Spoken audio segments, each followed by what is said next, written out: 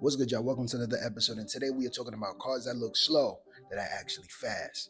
This list right here is different. I assure you, you never heard about any of these cars. If you have, leave a comment. Tell me, yo, you thought you had me, but I got you. I already knew about this. If you haven't known about these cars, make sure you get in the comment section below, like the video, and share it to your people because this list is different. If you see any of these cars for sale, make sure you grab it because you're gonna have one of a kind car that nobody even knows about.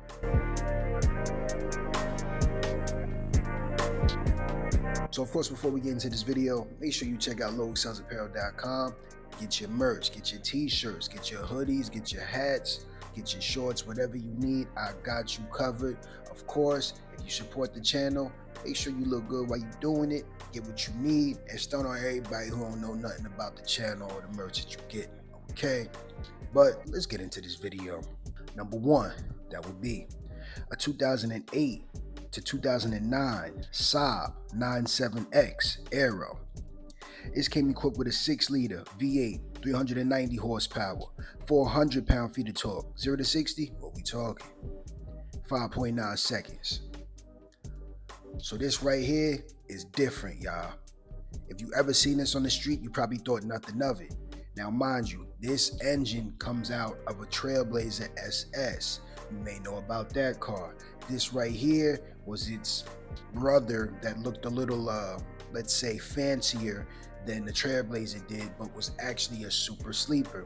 Nobody expected it. You look under the hood, you're like, wait a minute, what we got here? You hear that engine revving? Wait a minute, what is that?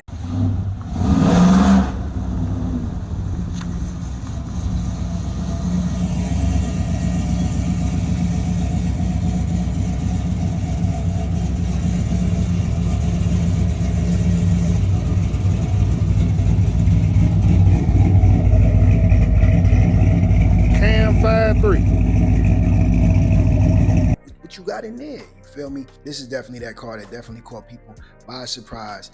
It didn't look super crazy, but you know, it was definitely something that was more luxurious than the Trailblazer that it came out of. But again, if you really wanted to hide under the radar and really surprise people at the light, this is the car that you got. When it came to reliability, it was actually average reliability, so it wasn't too bad, okay? And again, this is GM, you know, so you're gonna have parts that are pretty much accessible that you can get from other platforms of vehicles because the engine came out of multiple cars. So this is definitely something that you're gonna have that many people don't know about, and if they do know about it, it'll actually spark a conversation because they don't really see too many of these. Very, very rare car, very rare platform. Of course, they don't make Saab no more, so the internal components as far as interior things like that will be tough to find. But if you could find them, or you know somebody that knows somebody that got something like that, you should be good. When it came to issues with this car, you would run into rear suspension sag or noise problems, tailgate issues, overheating, and electrical issues. So not the worst, not the best, but again, these cars are going for nothing today. You check the market, you can get great deals on it if you can find one, that is. All right, these are not easy cars to find, but it's definitely worth it if you can get your hands on one because nobody gonna know what you got and you're gonna enjoy it every time you're behind the wheel. But let's move on. Number two, this is a rare one, y'all. Stupid rare, okay? If you know about this, get in the comment section below and let me know. But I'm pretty sure you don't. And that would be a 2002 to 2004 Volkswagen Passat W8. This came equipped with a 4-liter W8, 270 horsepower, 273 pound-feet of torque. 0 to 60, what we talking? 6.4 seconds. So this is not a traditional V8 right here. This is when Volkswagen just jumped out the window and said, yo, I'm gonna do something different that nobody doing. And they did it. This right here is super, super rare. Nobody talks about these. Nobody's really driving these on the road today. And it's a shame because Volkswagen, at times of their lifespan of being a major brand, they did a lot of different things. They jumped out the window and really tried to bring the people something that they at least thought they would appreciate. And unfortunately with this car, it didn't have the amount of sales that they wanted, so they didn't technically continue it. And on the bad side, I gotta be honest, this car is actually below average when it comes to reliability. Now, I may do a full video of this car, y'all let me know if you want me to, but this was authentic enough for them to not do it again. Let's just say that. They seen this car, they like, okay, it's doing this thing. You could get this in a station wagon with the same engine, okay? Everybody that's owned this car I've seen, they regret selling it.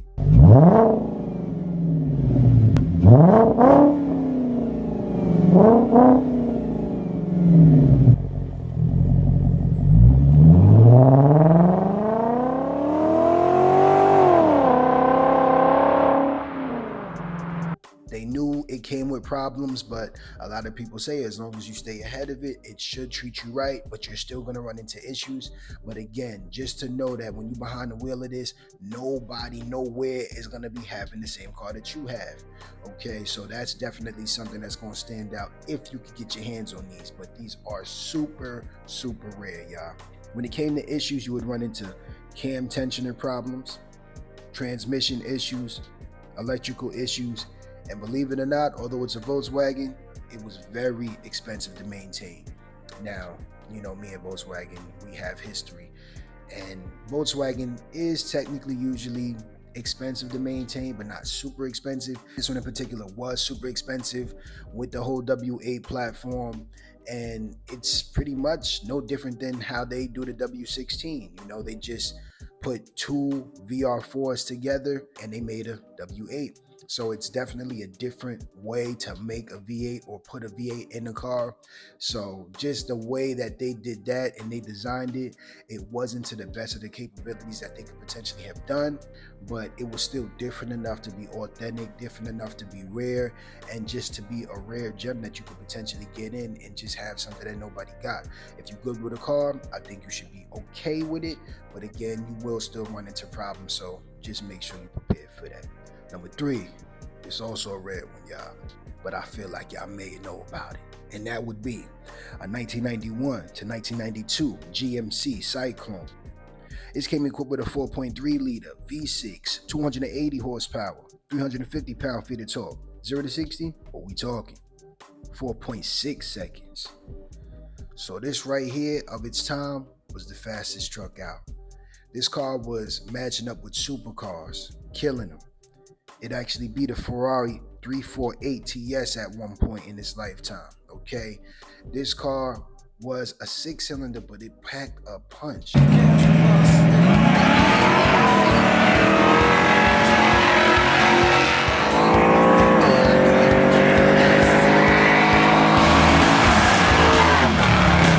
This car was faster than everybody gave it credit for. It was different, and it was really ahead of its time.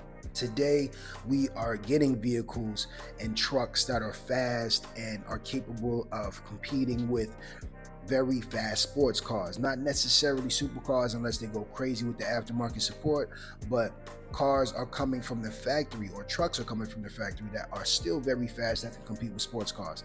This right here was one of a kind. It was crazy, it was different, it did not drive like a truck as far as speed goes. It did have a governor on it. If you took that off, you're going way faster than what was advertised, and it was just different. It still had a truck bed, so you can still handle some things, but it wasn't a traditional truck. And because of that, back in the day, a lot of people looked at it, was like, yo, it's a very cool car or truck, but it doesn't have truck capabilities. It's really a car with a truck bed, you know, on some El Camino type stuff, you feel me? So they was just like, you know, I'm not really gonna spend my money on it because it was also expensive at its time, right? But rightfully so, it was different. You know, it was something that really appealed to a specific type of crowd, a specific type of people. And unfortunately back then, like I mentioned before, this was ahead of its time, so not too many people gravitated to it. But the true car enthusiasts definitely rock with it because they knew it had a lot of potential and it could do things that nobody expected it to do. But today, if you find this, I advise you to jump on it because it's super rare. Nobody talk about it anymore, but it's really a stepping stone. It's a legend in the game. This is something that really set the foundation for fast trucks and just really trucks and cars that are really not expected to do things that they're actually doing. Okay, so I would definitely advise you to buy this if you can. If you find it, it's just going to be something different. When it came to reliability, this car was average to above average reliability. Okay, one of the main issues that I seen was the heater core. Most people just mentioned that it was just wear and tear parts because the car got older and you just would have to address it. So there's certain things that some people will run into more than others, but this was still an official car. It looked different enough, maybe not the fanciest, most fresh car out there, but it was definitely different enough. You could still mod it today and potentially make your own thing, especially if you get like a 3D printer or something. You know how that goes. You could really create whatever you want, okay? But this car is definitely going to be something that I think you would enjoy, especially if you're looking for a sleeper that nobody know about. But I digress. Let's move on. Number 4. This is a rare one too, y'all. I don't know if y'all knew about this, and that would be a 2007 to 2010 Mitsubishi Galant Rally Art. This came equipped with a 3.8 liter V6, 258 horsepower, 258 pound-feet of torque. 0 to 60, what we talking? 6.1 seconds. So, this is a Mitsubishi. We know the company no longer does these type of things, but this car right here was a true sleeper. Now, many people know about the VR4 Galant, right? It had a reputation of being a super fast sports car that was different, that didn't get enough credit, okay? Because it had a lot of competition that it was up against.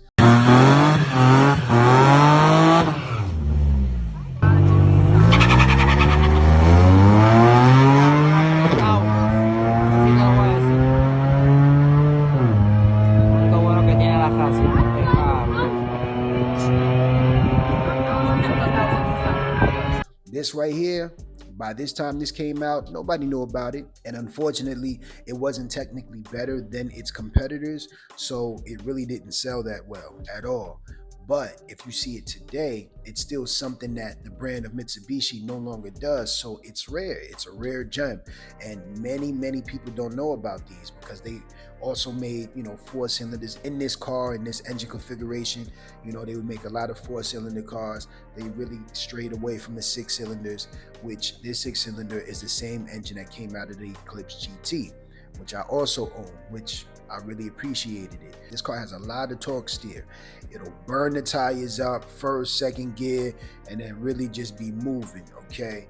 It's really fun. It feels as though like this is one of those cars where if you hurt it or you really put it to the metal and you really push it for everything it's worth, it almost feels like, thank you, thanks for doing that.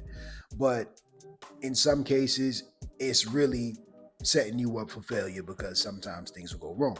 When it came to reliability, this car was average to above average, okay? Some people have more issues or problems than others, but again, this is still something that was different and it's rare now as well. So if you do find one of these, parts will definitely be tough to come by because they stopped making this years ago, and you already know Mitsubishi as a company is an issue.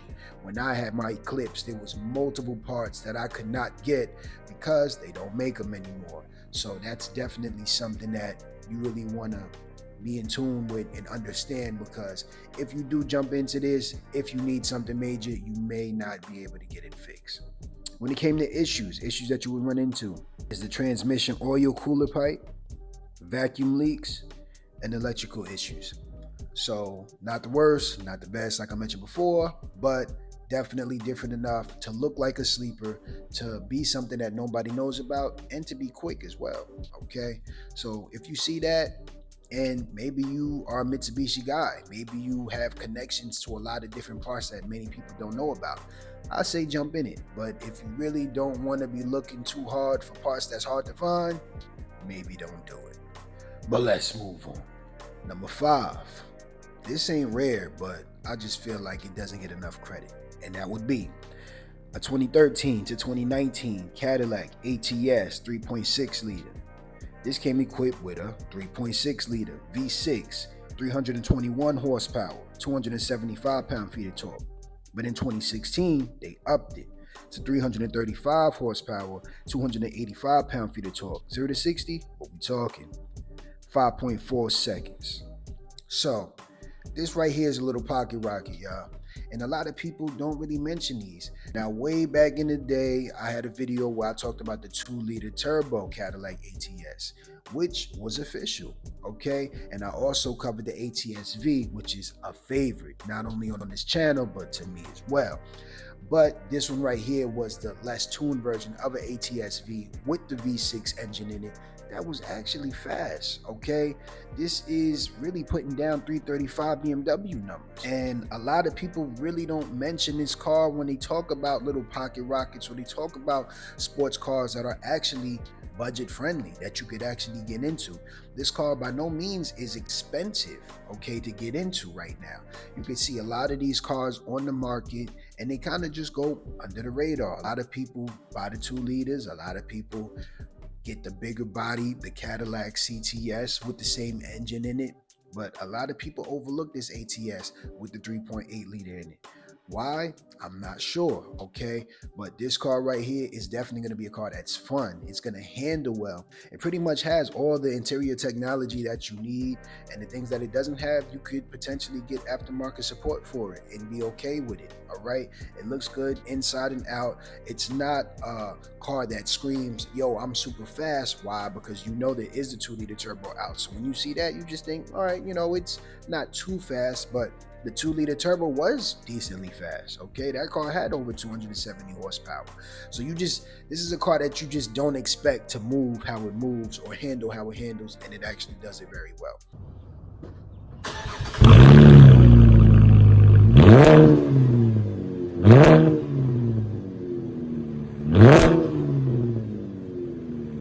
When it came to reliability, this car was above average to good reliability. All right, so this is definitely something that you're going to be able to keep some money in your pocket when it comes to maintenance, because it's not going to kill you as far as reliability and issues go. All right, so this is definitely a great car to jump into. I would definitely recommend this car. It looks good, like I mentioned before. It's going to handle well, and this is pretty much going to be your budget-friendly BMW, possibly, because that's directly what it was competing with, like I mentioned before, the 335. And it's going to be something that definitely will catch a lot of people by surprise, whether you catching them at the light, all right, or you just catching them in traffic, okay? You got the rear wheel drive with it as well. It's just going to be a fun car to jump in and do what you need to, and it's not going to be expensive on the front end. Very important. When it came to issues with this car, problems you would run into was timing chain, carbon buildup, rear diff leaks, and electrical issues. Okay, so as long as you address those things, especially before you buy it, and you maintain those things and make sure you're keeping up with it as long as you own the car, you shouldn't really run into too many issues. Once again, this is a sleeper car. Not many people know about it in this configuration, and it's really going to have everything that you need. Like I mentioned before, inside and out. It's not going to be the most spacious car, but it's a sports car, all right? You don't really need too much space with it, but it has 4 doors. So if you have a small family, you should be straight with it. You know, you shouldn't really have too many issues with this car. So I definitely recommend this car. I think it's official. If you got the money and you find one for sale and it's in good condition with good Carfax, I would advise you to cop. So just like that, y'all, that's my list. Cars that look slow but are actually fast. But you already know how I do. I always got to drop a bonus on you. And the bonus of the day would be, this is a very, very, very rare one, y'all. The most rare car on this list by far. If you find one, which you probably won't, I would advise you to jump in it and hold it as long as you can until you're ready to get rid of it. And that would be a 2007 Mercedes-Benz R63 AMG. It came equipped with a 6.2 liter V8, 507 horsepower, 465 pound-feet of torque. 0 to 60, what we talking? 4.6 seconds. So this right here was only made for 1 year, y'all.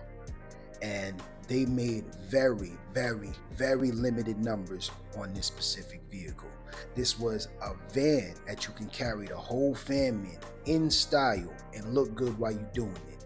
Now, to be honest, it's not the best Mercedes product as far as looks goes by any means.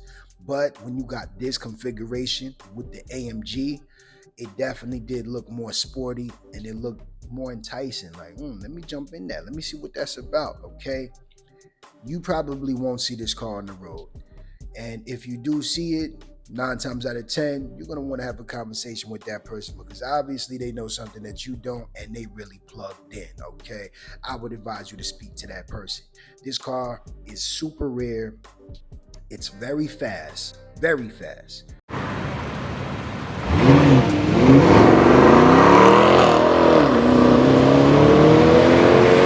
And it's just different. They don't really make vans on this level right now. I do believe this car was ahead of its time, but I do feel as though we're kind of getting back to that point now. The best car you could probably compare this to today is probably a Model X Tesla. All right, as far as gas powered cars go, maybe a Durango SRT possibly, but it's not technically a van. So this is just different in itself, you know, just off of that alone.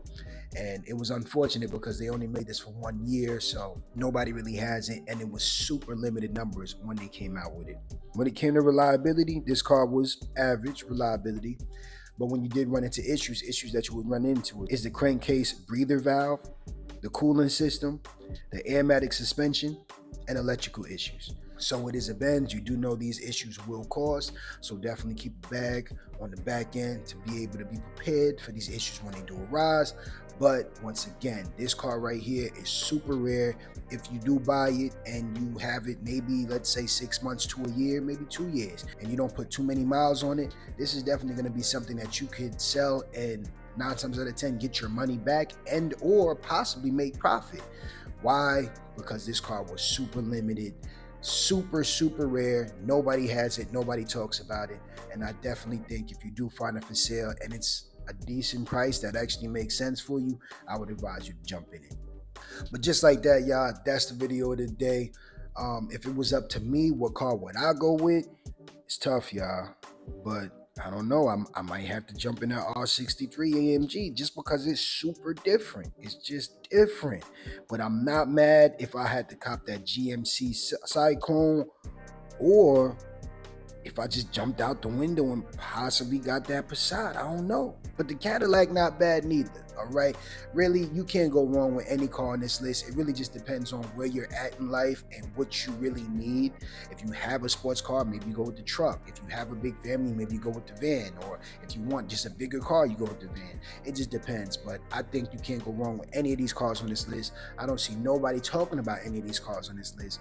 And I definitely do believe if you find any of these for sale, I just think it would be definitely great for you to potentially purchase one of these and enjoy your time with the car. But that's just my opinion.